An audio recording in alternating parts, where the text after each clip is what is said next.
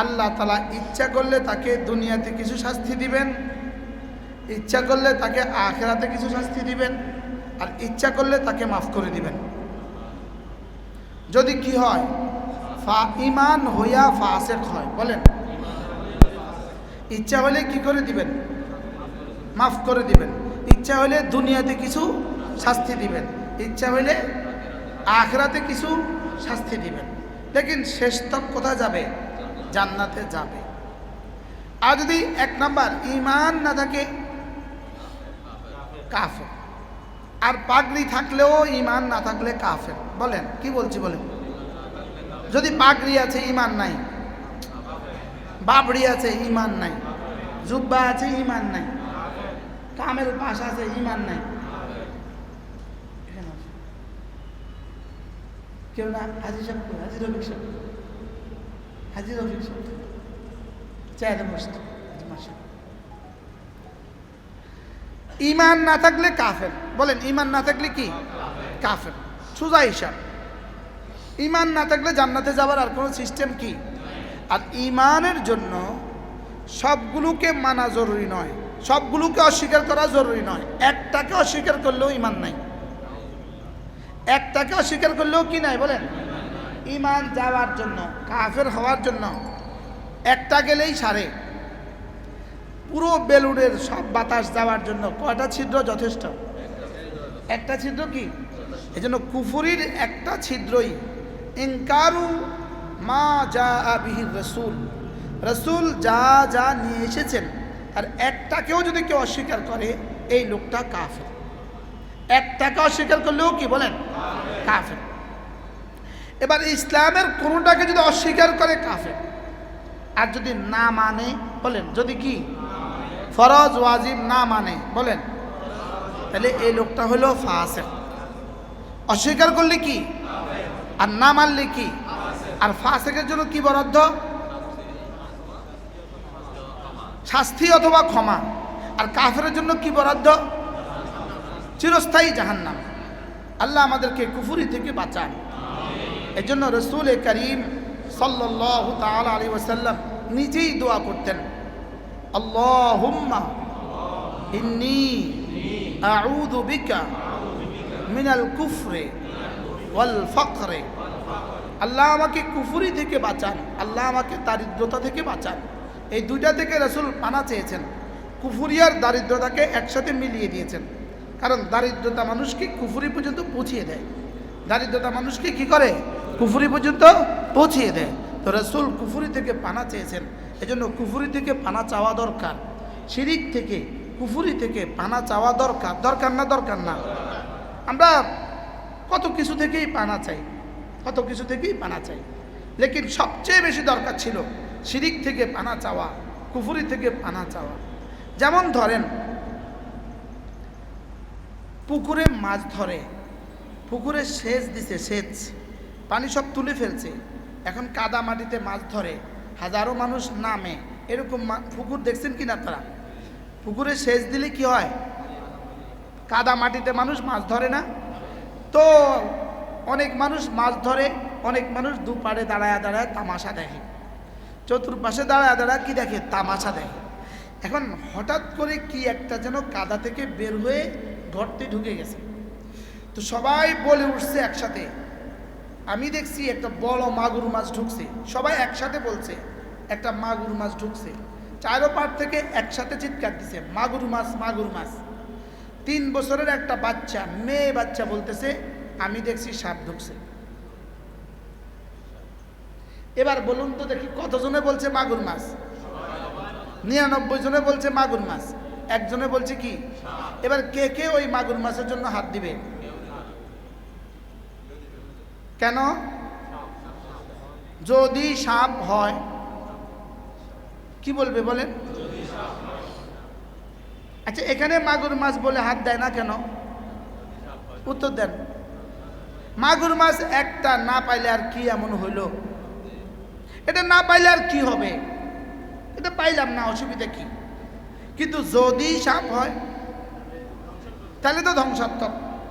এবার যদি 999 জনও বলে, এটা হলো ঈমান, আর একজনে যদি বলে কুফরি, উচিত হলো এটা থেকে ফিরে থাকা। বুঝেন নাই কথা? 999 জনে বলছে এটা ঈমান, এটা জায়েজ, আর একজনে বলছে এটা শিরিক, এটা থেকে বিরত থাকা উচিত। কোন কারণে? ওই যেই কারণে মাগুর মাছ থেকে বিরত থাকে। কোন কারণে মাগুর মাছ থেকে বিরত থাকে? যদি সাপ হয়, তাহলে কোন কারণে এই কাজ থেকে বিরত থাকতে হবে? তাহলে মাজারে সেজদা দেওয়া যদি শিরিক হয়, কারণ না দিলে তো মুশরিক কেউ বলে না। মাজারে সেজদা না দিলে কাফের কাফের কাফের, এটা কেউ বলছেনি। কোনো হুজুরে এই পর্যন্ত কইছেনি মাজারে সেজদা না দিলে কাফের কাফের কাফের, বলছেনি। কিন্তু কেউ না কেউ বলছেনি মাজারে সেজদা দিলে কাফের। আস্তে কয় বলছে, দুটোটাই আস্তে কইলেন আপনারা। মাজারে সেজদা না দিলে কাফের কেউ বলছেনি এ পর্যন্ত, যেন মাজারে সেজদা দিলে কাফের। আর কেউ বলছে কিনা বলেন? হ্যাঁ, দিলে না দিলে কাফের কেউ তো বলে নাই। তাইলে 999 জনে বলছে মাগুর মাছ, একজনে বলছে সাপ। আপনি হাত দিবেন না দিবেন না? কেন? এখন 999 জনে বলছে কুফরি শিরিক, শুধু আপনাদের চিটাগাঙ্গের 2-1 জনে বলছে জায়েজ। উনিও কিন্তু না দিলে কাফের বলে না, মনে বুঝেন না? উনি কি বলছেন না দিলে কাফের, মাজারে সেজদা না দিলে কাফের। আপনাদের এই মসজিদের থেকে জীবনে কোনোদিন এই কথা কইছিনি মাজারে সেজদা না দিল জিবা নদিবা ইবা কাফের কাফের কাফের, কইয়ে না কোনোদিন? হ্যাঁ, আমি বুঝাতে পারি না আপনাদের, কি বুঝছেন বলেন? এটা তো কেউ বলে না দিলে কাফের হবে, কেউ কইছেনি? বলছেনি বলেন না? তাহলে আমি দিতাম কা? আমি এত বেকুফ কা? আমি বুঝাতে পারলাম না। হ্যাঁ, তাহলে শিরিক থেকে আর কুফরি থেকে নিজেকে এভাবে বাঁচাবো যেভাবে আপনি আগুন থেকে নিজেকে বাঁচান। কি থেকে বাঁচাবো বলেন? শিরিক থেকে আর কুফরি থেকে নিজেকে এভাবে বাঁচাবো, বলেন না ইনশাআল্লাহ? শিরিক হইতে দিতাম না। কেউ একজনের শিরিক বলেছে এটা করব না, কি বলছে বলেন? হ্যাঁ, 1000-এ বলছে জায়েজ, শুধু একজনে বলছে শিরিক, আমি এটা করতাম না। যদি হয়ে যায়, যদি সাপ হয়ে যায়, যদি কি, এবার আসেন 1999 জনে বলছে সুন্নত, শুধু একজনে বলছে বেদাত, আমি এটা করব না। কেন? যদি বেদাত হয়ে যায় তাহলে তো রাসূলের সুপারিশ মিলবে না। বুঝেন নাই? যদি বেদাত হয়ে যায় তাইলে তার হাউজে কাউসারের পানি মিলবে না। কি? আমি এটাকে বেদাত এই শব্দ আমি বলতে রাজি না। যারা বেদাত কইছে কইছে, কেউ সুন্নত কইছে কইছে। এখন আমি এই সুন্নতটা না করলে তো কোনো অসুবিধা নাই। যদি বেদাত হয়ে যায় তাহলে তো হাউজে কাউসারের পানি মিলবে না। আমি তো বুঝাইতে পারলাম না, পারছি বুঝাইতে? কি বলছি বলেন? হ্যাঁ, আমি না করলে কোনো অসুবিধা আছে? যেমন ধরেন জশ্নে জুলুসে যে আমি জীবনে যাই নাই, কখনো যাই নাই, আমার কোনো অসুবিধা হয়েছে? এই সুন্নি কোনো হুজুরে আমার এ পর্যন্ত কইছেনি কাফের কাফের কাফের। আমি যে জশ্নে জুলুসে যাই নাই, জশ্নে জুলুসে না গেলে কাফের হয়, এ কথা কইছিনি? বলছে কেউ? পৃথিবীর ইতিহাসে কেউ বলছে? এই চিটাগাঙ্গের কেউ কইছে না গেলে কাফের কাফের কাফের? কইছে? কিন্তু কেউ না কেউ কইছে কিনা এটা বেদাত। এবার আমি করব না কেন? যদি বেদাত হয়ে যায় তাহলে তো আর হাউজে কাউসারের পানি মিলবে না। কি? তাহলে আমি শিরিক থেকে বাঁচা, কুফরি থেকে বাঁচা, বেদাত থেকে বাঁচা, বলেন বলেন বলেন। ইবাদত যদি কিছু অল্প হয় হোক, ইবাদত যদি একটু কম হয় হোক, লেকিন শিরিক করা যাবে না, কুফরি করা যাবে না, বেদাত করা যাবে না। বলেন বলেন কি বলছি? আচ্ছা আলহামদুলিল্লাহ, শিরিক থেকে মুক্ত কুফরি থেকে মুক্ত, বেদাত থেকে মুক্ত। এবার 5 ওয়াক্ত নামাজ নিশ্চিত করলো, রমজান মাসের রোজা নিশ্চিত করলো, এবার এক এক গুনাহ থেকে সে বেঁচে থাকলো। বলেন এই লোকটা জান্নাতে যেতে আর কি কোনো অসুবিধা আছে? কি ভাই? তাহলে জান্নাতে যাওয়ার ফর্মুলাটা কত সহজ। কি কি বলেন তো? বলেন শিরিক থেকে বাঁচা, কুফরি থেকে বাঁচা, বেদাত থেকে বাঁচা, আর ফরজ ওয়াজিব ছাড়বো না, কোনো গুনাহ করব না, শেষ আপনি জান্নাতে। হ্যাঁ, আপনি কি? আপনি নিশ্চিত জান্নাতে। কেউ আপনাকে সালাম না দিলেও আপনি জান্নাতে, কেউ আপনাকে দাওয়াত না দিলেও আপনি জান্নাতে। কি ভাই? তাহলে আমি কি কি থেকে বাঁচবো? শিরিক থেকে, কুফরি থেকে, বেদাত থেকে, যেগুলো বিল ইত্তেফাক শিরিক আছে। যেমন ধরেন দুর্গাকে সেজদা দেওয়া বিল ইত্তেফাক শিরিক। দুর্গাকে সেজদা দেওয়া বিল ইত্তেফাক শিরিক। কথার কথা শিরিক না? সমস্ত মুসলমান কি বলে? গাছকে সেজদা দেওয়া বিল ইত্তেফাক কি? শিরিক। তাহলে এটা গাছ, সূর্যকে সেজদা দেওয়া বিল ইত্তেফাক কি? বিল ইত্তেফাক মানে সর্বসম্মতিক্রমে যেগুলো শিরিক আছে সেগুলো তো আমি করবই না। যেগুলোর মধ্যে মতানৈক্য আছে, কেউ বলেছেন শিরিক আর কেউ বলেছেন জায়েজ, আমি সেগুলোও করব না। কেন? যদি শিরিক হয়। আমি কি বুঝাতে পারছি? হ্যাঁ, এবার আপনি বুঝি নেন কোনটা কোনটা, কে কে শিরিক বলে, কে কে ঈমান বলে। আপনি এবার বুঝি নেন, আপনি এবার জুজ বাইর করেন, জুজিয়াত আপনি বের করেন যে বিষয়টা, এই বিষয়টা যে হুজুর এটা বলতেছে এটা আসলে কি শিরিক নেই। কেউ কেউ বলছেন শিরিক, কেউ কেউ বলছেন জায়েজ। আচ্ছা, তাহলে কেউ কেউ এটাকে শিরিক বলছে, হ্যাঁ ভাই তাহলে আমি করব না, কারণ এটা কেউ কেউ বলছেন মাগুর মাছ, কেউ কেউ বলছেন সাপ, আমি তো এটা ধরি না। যদি শিরিক হয়ে যায়, যদি সাপ হয়ে যায়, মনে থাকবো তো ইনশাআল্লাহ। তাহলে আমার জীবনকে আমি কি করব? শিরিক থেকে বাঁচাবো। 2 নাম্বার কুফরি থেকে বাঁচাবো। 3 নাম্বার বেদাত থেকে বাঁচাবো।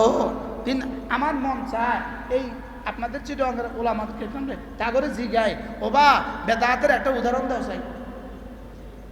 আপনি বেদাত তাগমত তো আছে না নাই? কারণ প্রত্যেক জিনিস আল্লাহ তাআলা বিপরীত বিপরীত বানাইছেন। তো ইমানের বিপরীত শিরিক বানাইছেন, ইমানের বিপরীত কুফরি বানাইছেন, ইমানের বিপরীত কুফরি আছে। তাহলে নামাজের বিপরীত নামাজ না পড়া আছে, রোজার বিপরীত রোজা না রাখা আছে। তাইলে এবার সুন্নতের বিপরীত একটা তো থাকবো। জোরে কর না, আছে না নাই? তো শব্দ এটা কি? এবার ওদেরকে জিজ্ঞেস করেন, আচ্ছা ভাই তাহলে বেদাতের একটা উদাহরণ দেন চাই। বুঝাইতে পারলাম না তো? বেদাতের একটা উদাহরণ দেন। তো তারা কি কইব? বেদাতের উদাহরণ একটা উদাহরণ আপনি দেন না, বেদাতের একটা উদাহরণ দেন না। ইবাদতের মধ্যে কি? এবার নাম কর না।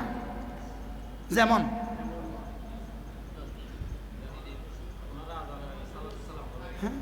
হ্যাঁ,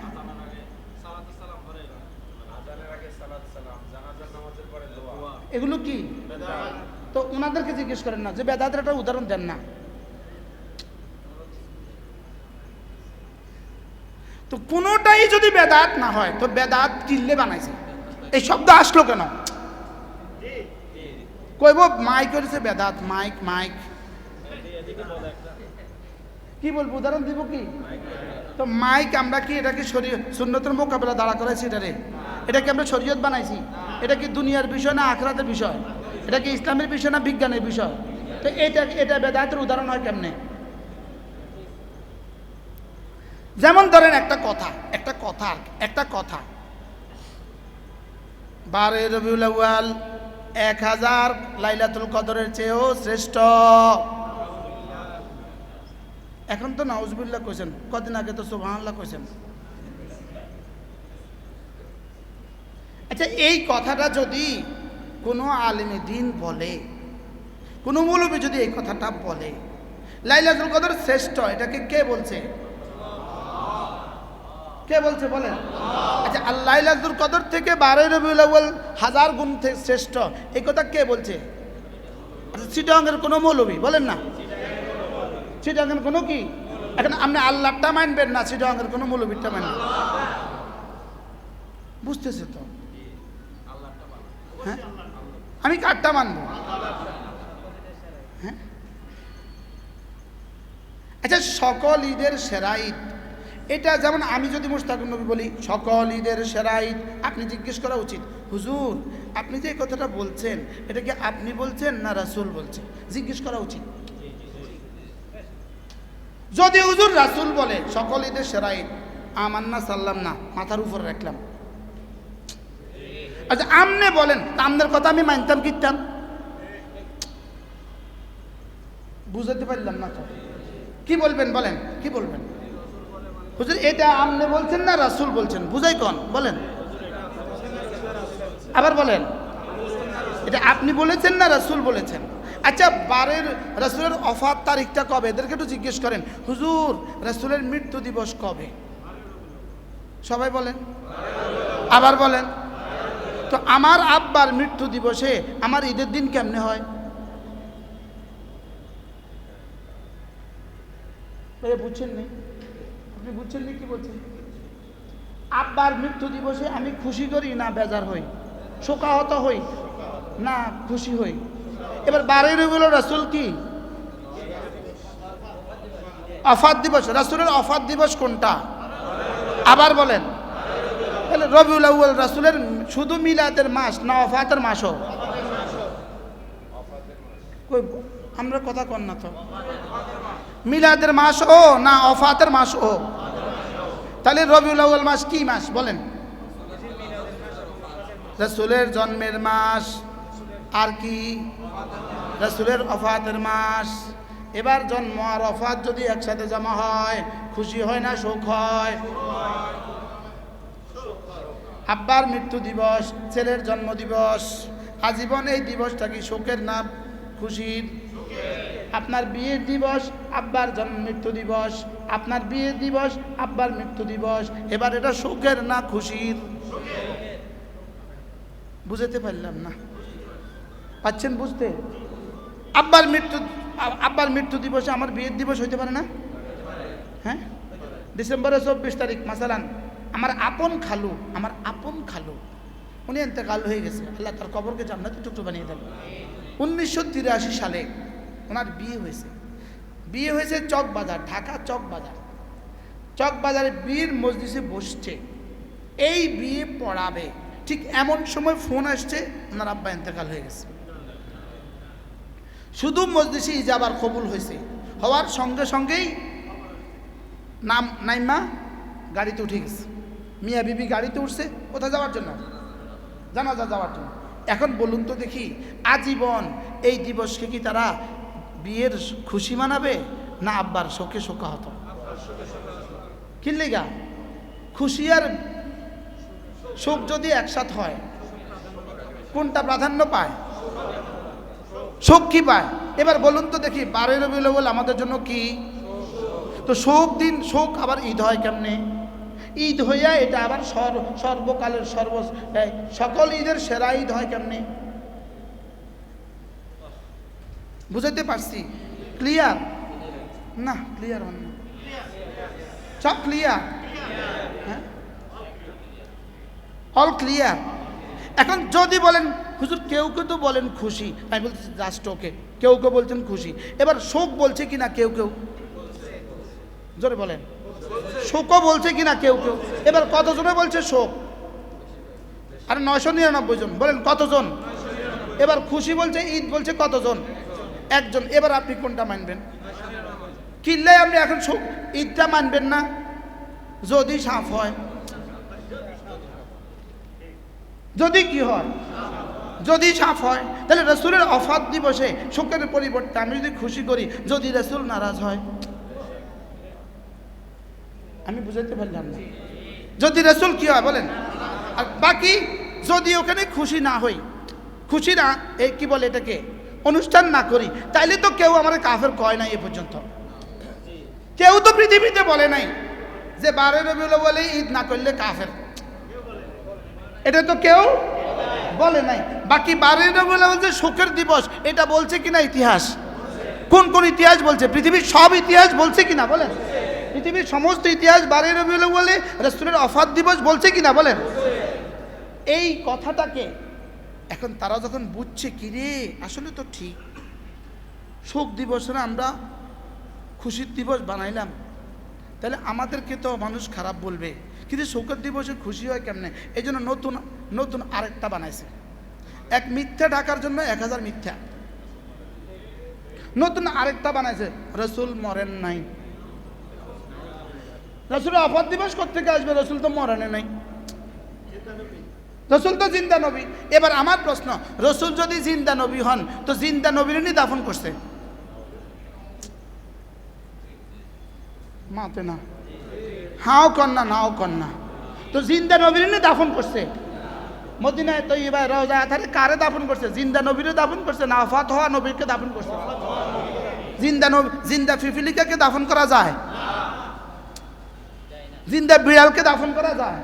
এবার কি জিন্দা নবীকে দাফন করছে না ওফাত শুদা নবীকে দাফন করছে? ওফাত শুদা নবীকে, আমি ওই শব্দ বলতেছি না, ওফাত শুদা নবীকেই তো কি করছে? তাহলে বোঝা গেছে এক মিথ্যা ঢাকার জন্য হাজারো মিথ্যা বলে। বাস্তব না বাস্তব বলেন? আল্লাহ আমাদেরকে শিরিক থেকে বাঁচান, আল্লাহ আমাদেরকে কুফরি থেকে বাঁচান, আল্লাহ আমাদেরকে বেদাত থেকে বাঁচান, আল্লাহ আমাদেরকে তাওহীদে খালেস নসিব করেন, আল্লাহ আমাদেরকে সুন্নতে খালেসা নসিব করেন। যদি বিপরীতটা না করি গুনাহ তো হবে না, যদি করি, যদি সুন্নত বেদাত হয়, যদি বেদাত হয় তাহলে আমি কি করবো? আমার একটু বুঝান না। এই জন্য ইমানকে খাঁটি করেন। আখলিস দীনাক, আখলিস দীনাক ইয়াকফিকাল আমালুল কালিলু। তোমার ইমানকে খাঁটি করো, তোমার ইমানকে খাঁটি করো, অল্প আমলেই নাজাতের জন্য যথেষ্ট হইবে। তোমার ইমানকে খাঁটি করো, শিরিক থেকে বাঁচাও, কুফরি থেকে বাঁচাও, বেদাত থেকে বাঁচাও, শিরিক থেকে বাঁচাও, কুফরি থেকে বাঁচাও, বেদাত থেকে বাঁচাও। এবার ইসলামকে গুনাহ থেকে বাঁচাও। ইসলামকে কি থেকে বাঁচাও? আমলে সালেহকে গুনাহ থেকে বাঁচাও। তাহলে শিরিক থেকে, কুফরি থেকে, বেদাত থেকে, গুনাহে কবিরা, গুনাহে সগীরা থেকে বাঁচা। এরপরে ফরজ ওয়াজিব ছাড়বো না, সুন্নতগুলোও ছাড়বো না, মুস্তাহাবগুলোও ছাড়বো না, নফলগুলোও ছাড়বো না। ইনশাআল্লাহ আপনি আমি আল্লাহর ওলি। আমাদের ওলি পুরি দামাত বারাকাতুম, আল্লাহ তাআলা হায়াতের মধ্যে বরকত দান করেন। তিনি বলেন যে ফরজ ওয়াজিব করব কেন? জাহান্নাম থেকে বাঁচার জন্য। বলেন, গুনাহগুলো ছাড়বো কেন? জান্নাতে যাওয়ার জন্য। সুন্নতগুলো করব কেন? রাসূলের সুপারিশ পাওয়ার জন্য। সুন্নতগুলো করব কেন? রাসূলের সুপারিশ পাওয়ার জন্য। এবার নফলগুলো করব কেন? আল্লাহর ওলি হওয়ার জন্য। তাহলে কি করলে আল্লাহর ওলি হওয়া যায়? কোন নফল করলে আল্লাহর ওলি হওয়া যায়? আগেরগুলো রাইখা না আগেরগুলো বাদ দিয়া? কি ভাই, ফরজ ওয়াজিব বাদ দিয়া। এবার 12 রবিউল আউয়ালের দিন আমার মাহফিল ছিল বান্দরবান। কোন দিন? গতবার কিন্তু 12 রবিউল আউয়াল আমার মাহফিল ছিল এই শহরে, এবার ছিল কোথায়? আমরা তো আরবি মাস হিসাবে লিখি না, লিখছি ইংরেজি মাস হিসাবে, পড়ে গেছে 12 রবিউল আউয়াল। তো আমি রওনা দিছি যে কুমিল্লা থেকে বান্দরবান যেতে, রওনা দিতে পথে কত কিছু দেখছি না, অনেক কিছু দেখছি না। তো 2 ওয়াক্ত নামাজ আমি রাস্তায় পড়ছি। জোহরের নামাজ পড়ছি এক মসজিদে, রাউজানের এদিকে এক মসজিদে, হ্যাঁ গহিরা। আমি যখন জোহরে ঢুকি, যেহেতু আমি মুসাফির, সুন্নত পড়তে হবে না, আজকেও আমি ওই মসজিদেই জোহর পড়ছি, আজকেও ওই মসজিদে আজকে আমি জোহর পড়ছি গহিরা। তো জোহর যখন পড়তে ঢুকতেছি 2-1 মিনিট বাকি আছে, এমন সময় দেখলাম অনেকগুলো ট্রাক যায়, ট্রাক আশেকের রাসূলদের ট্রাক যায়। কার ট্রাক যায়? এই মুহূর্তে কিন্তু এই মসজিদ হাত ছাড়া হইলে আর কোথাও জামাত মিলবে না, মনে হয় বুঝেন নাই। 1:30 বাজে জামাত, আমি নামছি 29 মিনিটে। তাহলে এই মসজিদে এবার আশেকের রাসূল কতটা গাড়ি এখানে জমা হওয়ার কথা ছিল? কি লেগা? আশেকের রাসূল যে কিরা আশেকের রাসূল মাত্র 1:30, 29 বাজে, 1:29 বাজে, এখনই তো নামা উচিত। কেন আশেকের রাসূল যে বুঝাইতে পারতেছি না তাই কেন নামা উচিত বলেন? আশেকের রাসূলের জন্য নামা উচিত। তো শেষ পর্যন্ত আমার এই ভাঙ্গা গাড়িটাই নামছে, তাকে সুন্দর সুন্দর ট্রাক একটাও থামে নাই। কারণ এদের ট্রাকগুলো থামে নাই কেন? এরা আশেকের রাসূল। আর আমারটা নামছে কেন? আমি ওয়াহাবি, এই জন্য। কি ভাই, আমারটা নামলো কেন বলেন? আর তাদেরটা নামলো কেন?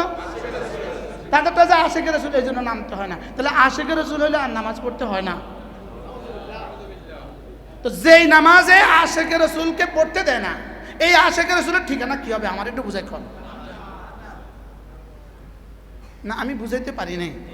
এরকম গাড়ি আপনাদের নজরে পড়ছে কিনা আমার জানা নাই। এদের বিবেককে জিজ্ঞেস করেন, আকলকে জিজ্ঞেস করেন, আকলকে একটু জিজ্ঞেস করেন। এরপরে যাই হোক, বান্দরবনে আমি গেলাম। বান্দরবনে আমার আগে যেই বক্তা সাহেব ওয়াজ করলেন, বক্তা সাহেব ওয়াজ করতে করতে ক্লান্ত হয়ে গেলেন। ঈদ মিলাদুন্নবী প্রমাণ করতে করতে তিনি জান বাইর করে দিলেন, জীবন উৎসর্গ করে দিলেন উনি ঈদ মিলাদুন্নবী প্রমাণ করতে করতে। বাকি মানুষ ছিল 10-12 জন। আর আমি আসার পরে বসলাম, মানুষ হয়ে গেছে পুরা মসজিদ ভরে গেল। আচ্ছা, শেষে উনি বললেন মিলাদুন্নবী মুস্তাহাব মুস্তাহাব মুস্তাহাব মুস্তাহাব, যে না মানে কাফের কাফের। মুস্তাহাব না মানলে আবার কাফের হয় কেন? ভাগ্য ভালো উনি ফরজ করেন। কি কইছে বলেন?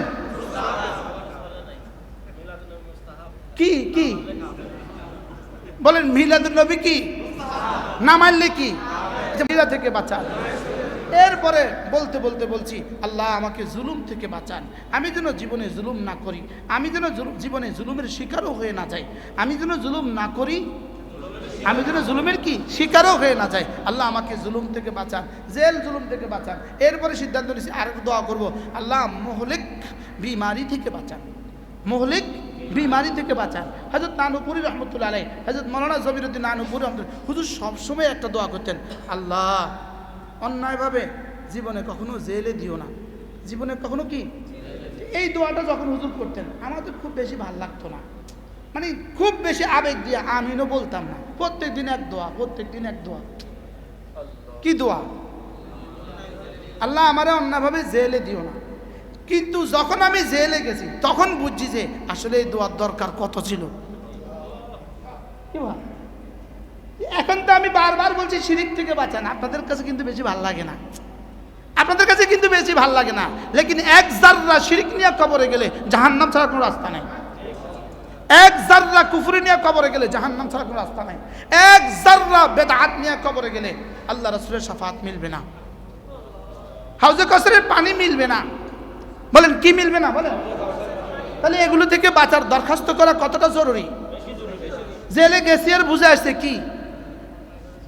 এরপরে হুজুরে দোয়া করতেন, আল্লাহ মোহলিক বিমারি থেকে বাঁচান। মৌলিক বিমারি মানে কি? ধ্বংসাত্মক অসুস্থতা থেকে বাঁচান। আল্লাহ যে অসুখ আমাকে ধ্বংস করে দিবে এরকম অসুখ থেকে আমাকে কি করেন? আমাকে বাঁচান। এটা আমাদের কাছে খুব ভালো লাগতো না, কিন্তু আমি বিছানায় পড়েছিলাম 1 বছর। আমি বিছানায় পড়েছিলাম 1 বছর, সেজদা দিতে পারি নাই, শুইয়া সেজদা দিছি, ইশারায়, চোখের ইশারায় সেজদা দিছি। তখন বুঝছি যে আরে হুজুরের দোয়া এটা কত দরকার। তখন বুঝছি যে আল্লাহওয়ালাদের দোয়াগুলো কত দরকার। 4 থেকে 6 মাস পরে আমার দোস্ত আহবাব আমাকে সেজদার শেকেল করে দিয়েছেন। সেজদার শেকেল বুঝেন তো?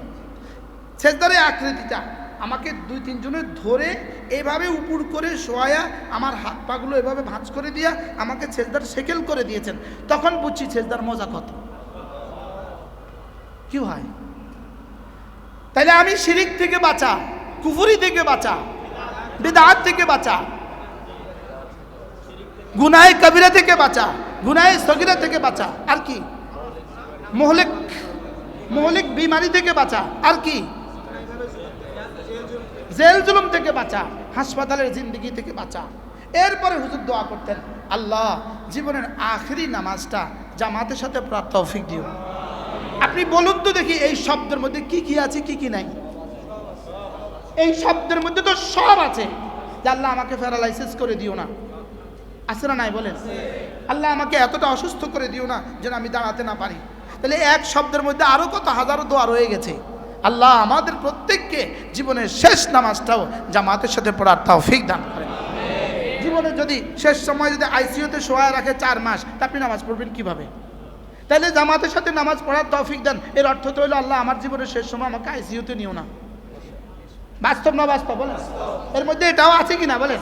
কত হাজারো দোয়া এর মধ্যে আছে, কত হাজারো দোয়ার মধ্যে আছে।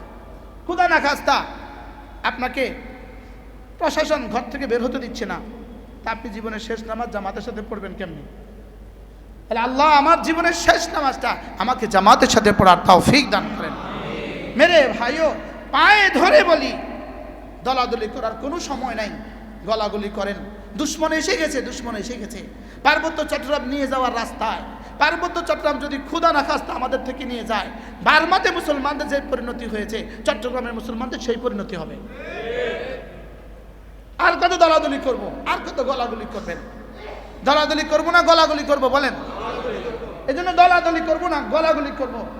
আমি বলতেছি শুধু এই পয়েন্টটা হাতে নিয়ে ঘরে যান, এই পয়েন্টটা কলিজায় নিয়ে ঘরে যান, যে কেউ যদি শিরিক বলে এটা আমি করব না, কেউ যদি বেদাত বলে এটা আমি করব না, একজনও যদি কুফরি বলে এটা আমি করব না।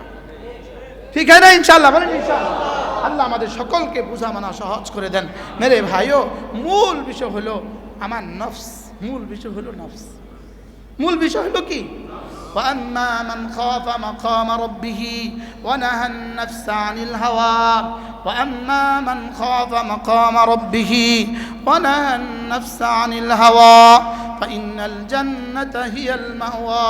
রব্বুল আলামিন বলেন, হাসরের ময়দানে আমার সামনে দাঁড়াইতে যাদের ভয় হয়, হাসরের ময়দানে যারা আমাকে ভয় পাও, যারা আমার সামনে দাঁড়াইতে ভয় লাগে, তোমরা শুধু একটা কাজ করবা, একটা কাজ করবা, মন চাহি জিন্দেগি ছেড়ে দাও, মন চাহি জিন্দেগি ছেড়ে দাও, যাও কথা দিলাম জান্নাত তোমার ঠিকানা। কি পরিমাণ সহজ ফর্মুলা বলেন তো? কি চাহি জিন্দেগি? মন চাহি জীবন ছেড়ে দাও বলেন। আচ্ছা, আজান হয়ে গেছে, এবার রব চাহি জিন্দেগি কি? এবার আমি মসজিদে না গিয়ে বিনা কারণে দোকানে থাকলাম, এবার কোন চাহি জিন্দেগি হয়েছে? এবার হয়ে গেছে মন চাহি জিন্দেগি। এবার আপনি প্রত্যেকটা উদাহরণের সাথে এটা মিলান। যেমন ধরেন টাকনুর নিচে পায়জামা, রব চাহি না মন চাহি? দাড়ি শেভ করা, রব চাহি না মন চাহি? বিড়ি খাওয়া, রব চাহি না মন চাহি? হ্যাঁ, আরো বলেন না, আরো উদাহরণ দেন না। দাড়ি এক মুঠি থেকে ছোট করা, রব চাহি না মন চাহি? তাহলে এটা যেটা যেটা রব চাহি আছে সেটা সেটা মানবো, যেটা যেটা মন চাহি আছে সেটা ছেড়ে দেব। বলেন না ইনশাআল্লাহ? রব চাহি না মন চাহি? আবার বলেন, রব চাহি না মন চাহি? আসলে কি আপনি কিন্তু যদিও আপনি নিজেকে, যদি কেউ নিজেকে নাস্তিকও বলে, নাস্তিক, আচ্ছা, কিন্তু হেতে কিন্তু রব চাহি জিন্দেগি পালন করে, মনে রাখেন। হাতে কিন্তু রব চাহি জিন্দেগি পালন করে, কারণ রব পা দিয়ে হাঁটায়, হাতে কিন্তু পা দিয়ে হাঁটে। মনে হয় বুঝেন নাই? সে কি হাত দিয়ে হাঁটে না পা দিয়ে হাঁটে? তো রব কি দিয়ে হাঁটায়? রবকে হাত দিয়ে হাঁটায়। তো তুই রব চাহি জিন্দেগি পালন না করলে তুই পা দিয়ে হাঁটিস কেন? আচ্ছা, সে কি খড়কুটা খায় না ভাত আর ডাল খায়? তো তুই ভাত আর ডাল খাস কেন? তুই খড়কুটা খাস না কেন?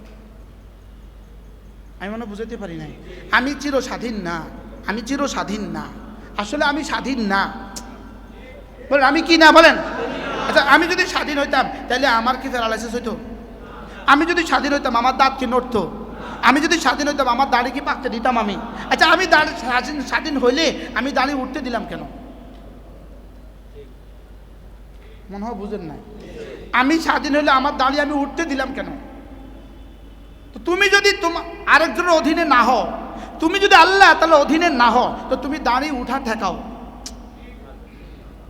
আমি বুঝাইতে পারলাম না। তো আমি যদি আল্লাহর অধীনে না হই, আমার চোখের জ্যোতি কমে কেন? আমি যদি আল্লাহর অধীনে না হই, আচ্ছা, আমার দাড়িগুলো বড় হইলো কেন? ভ্রুগুলো এতটা ছোট রইলো কেন?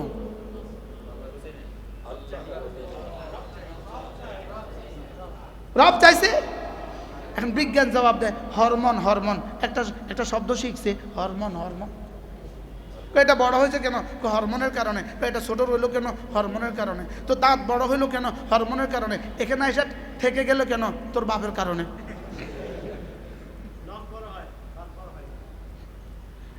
এতদিন বড় হয়েছে হরমোনের কারণে, এখানে এসে আর বড় হয় না কেন? তার বাপের কারণে। কি বলেন? এগুলো বড় হয় না কেন? রব চায় না, এই জন্য বড় হয় না। এগুলো বড় হইলো কেন?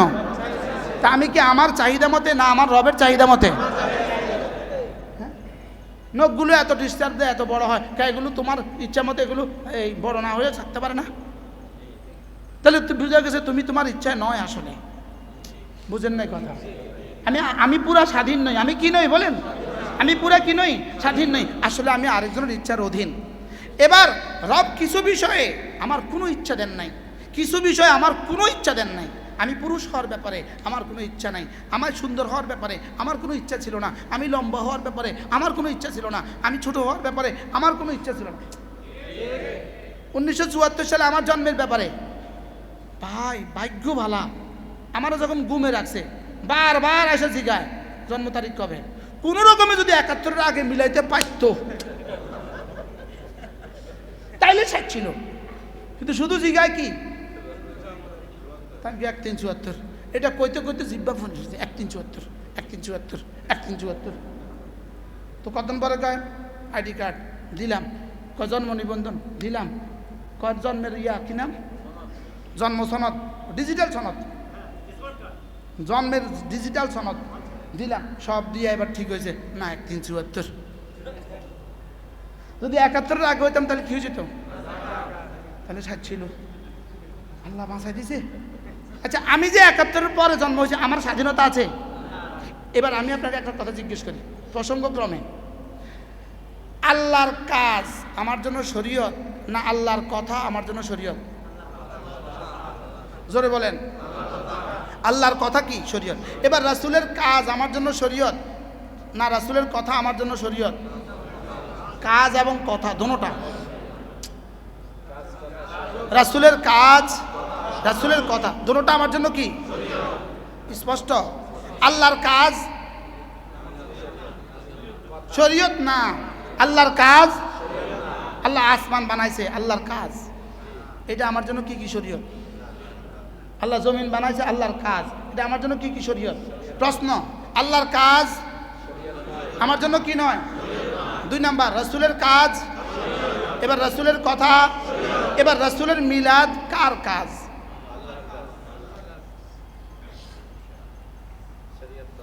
ইশারা দিলেই তো করতে পারেন আমরা, কোন না খেললে আমরা বুঝি। রাসূলের জন্মটা কার কাজ? আমার জন্মটা কার কাজ? আমার আব্বার জন্ম কার কাজ? রাসূলের জন্ম কার কাজ? তো রাসূলের জন্মের আমার কি হইছে? হ্যাঁ, এবার রাসূল বলেন আমি সোমবারে রোজা রাখি, যেহেতু সোমবার আমি জন্মগ্রহণ করছি, এবার রোজা রাখা রাসূলের কাজ। সুবহানাল্লাহ বলেন। এটা হয়ে গেছে শরীয়ত। তাহলে সোমবারে রোজা রাখা শরীয়ত। সুবহানাল্লাহ বলেন। আজকের দিনে আমি রোজা রাখছি, আমি আজকে রোজা রাখছি। আর কে রাখছেন? চাই এই আজকে রোজা কিনলে রাখছেন? আজকে রোজা সোমবার কিনলে রাখছেন? কিনলে সোমবার রোজা রাখতে হয় কেন? রাসূল জন্মগ্রহণ করেছেন বলে রোজা রেখেছেন সোমবারে। তাহলে সোমবারে রোজা রাখা কি? রাসূলের কাজ এবং রাসূলের কথা। তাহলে রাসূলের কথা আর কাজ। মিলাদুন নবীতে কি? রোজা। মিলাদুন নবীতে কি? রোজা। তাহলে মিলাদুন নবীতে রোজা হলো কি? শরীয়ত। সুবহানাল্লাহ কয় না। মিলাদুন নবীতে রোজা হলো কি? এবার বলেন, রোজা আর ঈদ সমার্থক শব্দ না বিপরীত শব্দ? আরে রোজা ঈদ বলেন, যেই দিনে রোজা সেই দিনে ঈদ হয় না, যেই দিনে ঈদ সেই দিনে রোজা হয় না। ইন্না লিল্লাহ বলেন, ইন্না লিল্লাহ। হ্যাঁ, যেই দিনে রোজা আর যেই দিনে ঈদ। এবার মিলাদুন নবীতে কি? ঈদ না রোজা? কেন রোজা? রাসূলের কাজ। কেন কেন রোজা? এবং কথা। রাসূলের কাজ এবং কি? কথা। এবার শুধু রাসূলের মিলাদ, এটা রাসূলের কাজ। আমার জন্ম আমার কাজ। কার কাজ? এবার বলেন আল্লাহর কাজ, আমার জন্য শরীয়ত নয়। ক্লিয়ার? রব্বা আমাকে বাঁচান, আমি আপনাদের জন্য ফিকির করি না, আমি আমার জন্য ফিকির করি। রব আমাকে বাঁচান, এক জাররার জন্য আল্লাহ আপনার দিন থেকে ইনহিরাফ যেন না হয়, এক ইঞ্চি যেন হটে না যায়, এক চুল যেন আল্লাহ আপনার হুকুম থেকে, আপনার রাসূলের সুন্নাত থেকে এক চুল যেন আমরা ইনহিরাফ না হই। ইনহিরাফ অর্থ কি বলবো? ইনহিরাফের বাংলা কোন না? বিচ্যুত না হয়, এক চুল যেন বিচ্যুত না হয়। আল্লাহ যা বলেছেন, রাসূল যা করেছেন এবং বলেছেন, বলেন আল্লাহ যা এবং রাসূল যা করেছেন এবং নাকি আল্লাহ যা করেছেন? এবার বলুন, আল্লাহর নবী জন্মগ্রহণ করেছেন খতনা অবস্থায়, এটা রাসূলের কাজ না কথা না আল্লাহর কাজ? আপনার আর আমার জন্য কি খতনা অবস্থায় দুনিয়াতে আসা সুন্নত ছিল? আপনার ছেলের খতনা অবস্থায় দুনিয়াতে আসা সুন্নত ছিল কেন? এটা কার কাজ? আল্লাহর কাজ কি হয় না? শরীয়ত হয় না? বলেন আল্লাহর কাজ কি হয় না? আল্লাহর কাজ শরীয়ত। আল্লাহর কাজ আমরা পারবো? তা আমি যেটা পারবো না সেটা আমার জন্য চাপাবেন কেমনে? আর কেমনে বুঝাইলে বুঝবো? কি ভাই, আল্লাহ আমাকে বুঝদান করেন, যেন ক্লিয়ার হয়ে যায়, স্পষ্ট হয়ে সুস্পষ্ট হয়ে যায় যে দিন লাইলুহা বায়াজ নাহারুহা বায়াজ। রাসূল বলে আমি যে দিন নিয়ে এসেছি সেটা দিনও সাদা রাতও সাদা, এখানে অন্ধকার বলতে কোনো শব্দ নাই, গোজামিল বলতে কোনো শব্দ নাই। কি নাই বলেন? গোজামিল বলতে কোনো কি শব্দ নাই। একদিকে মুস্তাহাব আরেকদিকে হত্যাযোগ্য, তো মুস্তাহাবের জন্য কাউকে কাউকে খুন করা জায়েজ আছে? মনে হয় বুঝেন নাই। মুস্তাহাবের জন্য খুন করা জায়েজ আছে ইনশাআল্লাহ। হাসরের ময়দানে বাকিটা প্রমাণ হবে, বলেন না ইনশাআল্লাহ। আল্লাহ আমাদেরকে তৌফিক দান করেন, আল্লাহ আমাদেরকে পূর্ণাঙ্গ ঈমান নসিব করেন, আল্লাহ আমাদেরকে পূর্ণাঙ্গ ইসলাম নসিব করেন, আল্লাহ আমাদেরকে পূর্ণাঙ্গ ইহসান নসিব করেন, আল্লাহ আমাদেরকে তাকওয়ার জিন্দেগি নসিব করেন, আল্লাহ আমাদেরকে জান্নাতের সামিয়ানায় আবার একত্রিত করে দেন। সকলে বলেন আমিন। তাহলে আমরা আজকে কি শিখলাম বলেন? কি নিয়ে সবকে যাব? কি নিয়ে ঘরে যাব? গুনাহে কবিরা গুনাহে সগীরা থেকে বাঁচবো। আর কি? ফরজ ওয়াজিব সুন্নতগুলো নফলগুলো পারতপক্ষে ছাড়বো না। আল্লাহ তাআলা আমাদের সকলকে তৌফিক দান করেন। প্রতিদিন 3-4টা কাজকে লাজিম করব। 1 নাম্বার জামাতের সাথে নামাজ, 2 নাম্বার কিছু না কিছু তেলাওয়াত, 3 নাম্বার কিছু না কিছু জিকির, 4 নাম্বার কিছু না কিছু সাদাকা। এই 4টা করণীয় লাজিম করব। আর 5 নাম্বার সমস্ত গুনাহ ছেড়ে দেব। শেষ। আচ্ছা আর কি কি লাগে বলেন তো? হ্যাঁ, আল্লাহ আল্লাহ। আমি একটু পড়াশোনা করে দেখছি, দেখি পুরা কোরআনে কোথাও রবিউল আউয়াল আসেনি, দেখলাম নাই। বুঝলেন? দেখলাম কি? দেখলাম নাই। এরকম যা যা করে বহুত গবেষণা করে দেখলাম নাই। আমি কিন্তু কামেল পাস, আমি কামেলে 4 নাম্বারে স্ট্যান্ড করছি। আরো মজার বিষয় হলো আমার আব্বাও 4 নাম্বারে স্ট্যান্ড করছে। আমি যেদিন 4 নাম্বারে স্ট্যান্ড করছি, আব্বাকে আমিও 4 নাম্বারে স্ট্যান্ড করছি, আমার পুতও 4 নাম্বারে স্ট্যান্ড করছে। আমার আব্বাও আলিয়া মাথার মুহাদ্দিস ছিলেন, আমিও আলিয়া মাথার মুহাদ্দিস ছিলাম। কি ভাই, এই জন্য আমি কিন্তু অরিজিনাল সুন্নি হুজুর, খাঁটি সুন্নি হুজুর আমি। আলহামদুলিল্লাহ বলেন না? আলহামদুলিল্লাহ। আপনারা সুন্নি না? আমরা খাঁটি সুন্নি। বলেন আমরা কি সুন্নি? বলেন আমরা আসল সুন্নি, আমরা খাঁটি সুন্নি। আমরা কি বলেন? আমরা বললাম খাঁটি সুন্নি, খাঁটি সুন্নি। বলেন সুন্নত মতো চলে যে খাঁটি সুন্নি হয় সে, মা আনা আলাইহি ওয়া আসহাবি হয় যে, মা আনা আলাইহি ওয়া আসহাবি। আমি এবং আমার সাহাবায়ে কেরাম যেই মতাদর্শের উপরে আছি, এই মতাদর্শের উপরে যারা থাকবে তারা হবে আহলে সুন্নাহ ওয়াল জামাআহ। আর আমি এবং আমার সাহাবায়ে কেরাম যেই মতাদর্শের উপরে আছে, এই মতাদর্শের উপরে যারা থাকবে না তারা হবে আহলে সুন্নাত ওয়াল জামাত। তারা হবে আহারে সুন্নাত ওয়াল জামাত। আমরা হইলাম আহলে সুন্নাত ওয়াল জামাত। বলেন, আর তারা কি? মনে থাকবে তো? আমরা কি হইতে চাই? আহলে সুন্নাত ওয়াল জামাত কি? মা আনা আলাইহি ওয়া আসহাবি।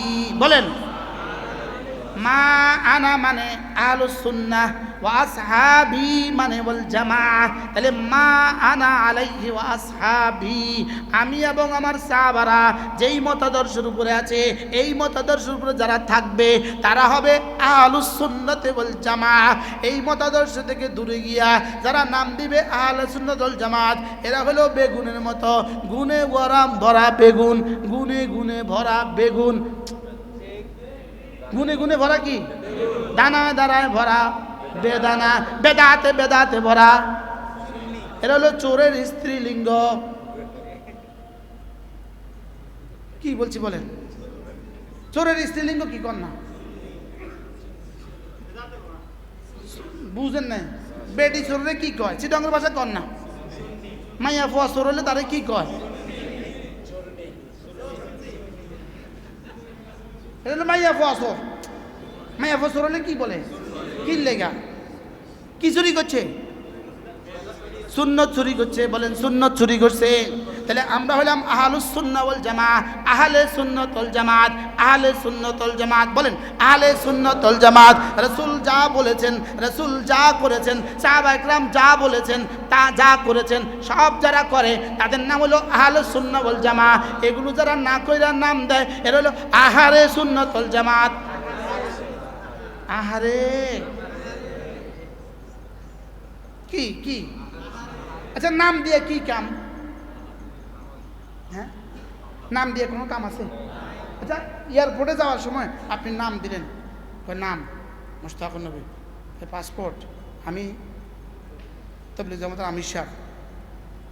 আপনি পাসপোর্ট দেন, আপনি জিজ্ঞেসিনি কোন জামাতের আমির সাহেব করতেন।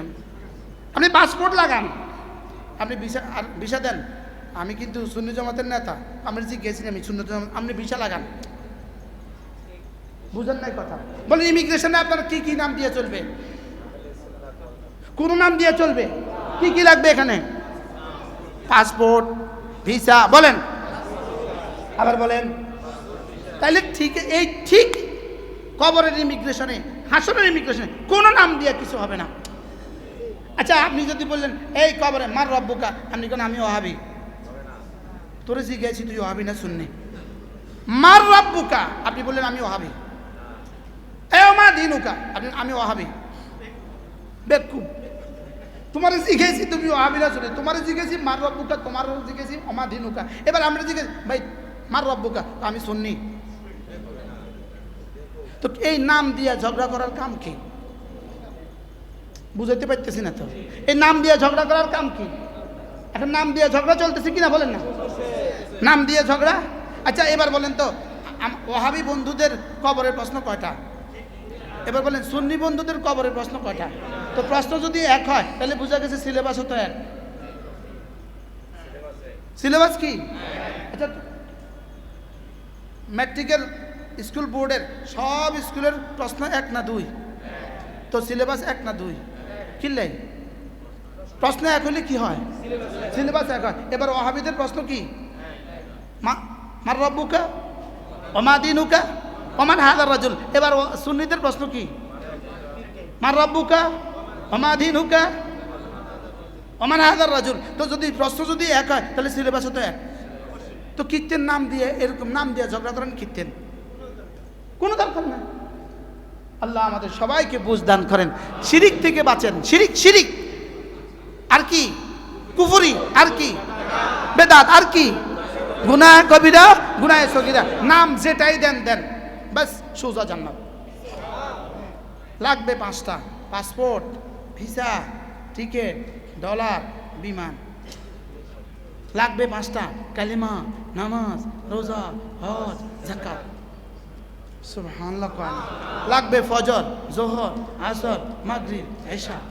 কিতের নাম দিয়ে এমন করেন কেন? জি ভাই, আমাদের অলি পুরী দামাত বারাকাতুহু বড় সুন্দর বলেন, শরীয়ত লিখতে 5 অক্ষর, তরিকত লিখতে 5 অক্ষর, হাকিকত লিখতে 5 অক্ষর, মারিফাত লিখতে 5 অক্ষর। শরীয়ত লিখতে কয় অক্ষর? শিন, শিন, রা, ইয়া, আইন, তা। তরিকত লিখতে 5 অক্ষর, ত, রা, ইয়া, কাফ, তা। হাকিকত লিখতে 5 অক্ষর, হা, কাফ, ইয়া, কাফ, তা। মারিফাত লিখতে 5 অক্ষর, মিম, আইন, রা, ফা, তা। তাহলে বোঝা গেছে শরীয়ত, তরিকত, হাকিকত, মারিফাত 5 অক্ষর 5 অক্ষর। তাহলে বুনিয়াল ইসলামু আলা খামসিন। কি? তাহলে 5 বুনিয়াদ ঠিক, নামাজ, রোজা, হজ, যাকাত, কালেমা, নামাজ, রোজা, হজ, যাকাত ঠিক, শরীয়ত ঠিক, তরিকত ঠিক, হাকিকত ঠিক, মারিফাত ঠিক। জোহর, ফজর, জোহর, আসর, মাগরিব ঠিক, বল না? ফজর, জোহর, আসর, মাগরিব ঠিক, শরীয়ত ঠিক, তরিকত ঠিক, হাকিকত ঠিক, মারিফাত ঠিক। বুঝাতে পারলাম না তো? এর নামাজ নাই, এটা তরিকত ঠিক আছে। হ্যাঁ, রোজা নাই, তরিকত ঠিক আছে না? এটা হাকিকতের উপরে আছে। সে হাকিকতের উপরে আছে না ভণ্ড? সে মারিফাতের উপরে আছে না ভণ্ড? আল্লাহ আমাদেরকে তৌফিক দান করেন। মন চাহি জিন্দিগি আর রব চাহি জিন্দিগি, এই সব হলো মন চাহি জিন্দিগি। মনে যা যা তা করে। মন চাহি জিন্দিগির ঠিকানা জাহান্নাম, রব চাহি জিন্দিগির ঠিকানা জান্নাত। বলে রব চাহি জিন্দিগির ঠিকানা কি? রব চাহি জিন্দিগির ঠিকানা জান্নাত, আর মন চাহি জিন্দিগির ঠিকানা। এই আয়াতে কারিমা আমি আপনাদের সামনে তেলাওয়াত করেছি। মন চাহি জিন্দিগির ঠিকানা, মন চাই জিন্দিগির ঠিকানা, আর রব চাই জিন্দিগির ঠিকানা। আল্লাহ আমাদেরকে জান্নাতুল ফেরদাউসের সামিয়ানা আবার একত্রিত করে দেন। সকলে বলেন আমিন।